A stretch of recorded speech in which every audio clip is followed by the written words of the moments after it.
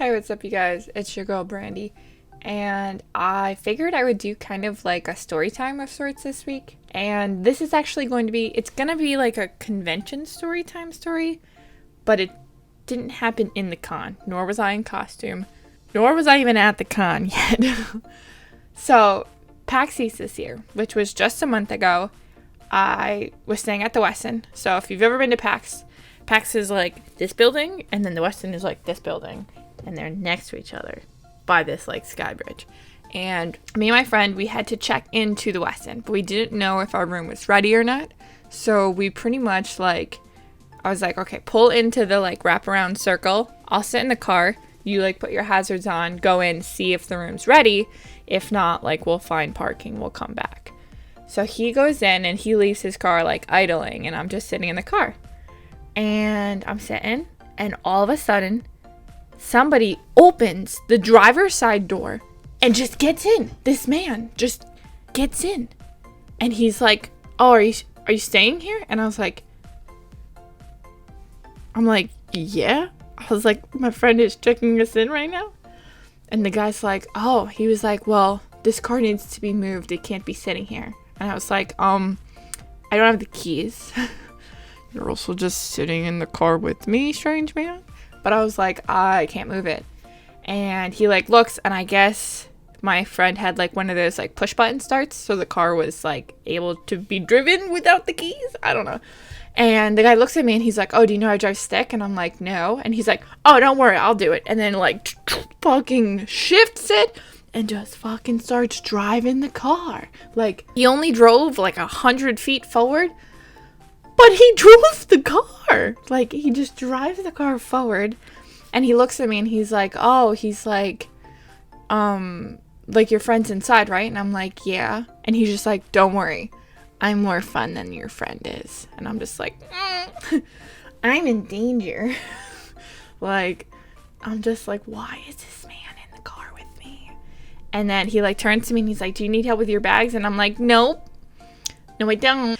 And then he just is like, "Okay, have a good day," and like gets out of the car. And like, I didn't see any sort of identification on him, so like, I don't know if he worked there or not. Like, he literally got out of the car and just like walked away from the hotel. Not towards it, but away from it. And I was just like, what the fuck just happened? And then my friend comes out maybe a minute or two later, and he's like, "Did you move my car?" And I was like, let me tell you a little story about that. Yeah. It doesn't end there though. So we couldn't check in yet. Room was not ready. So we find parking, like street parking, but we only had like 2 hours to stay where we were parked because we had a whole other issue with parking and such. So we were like, okay, in 2 hours when we go to move the car again, let's see if we can check in. Still a little too early for like when the check-in time was, but we were like, let's just try. So round 2, we drive up to the circle and I say, "You go inside, I will sit in the car, and please go fast." So my friend goes in, and once again,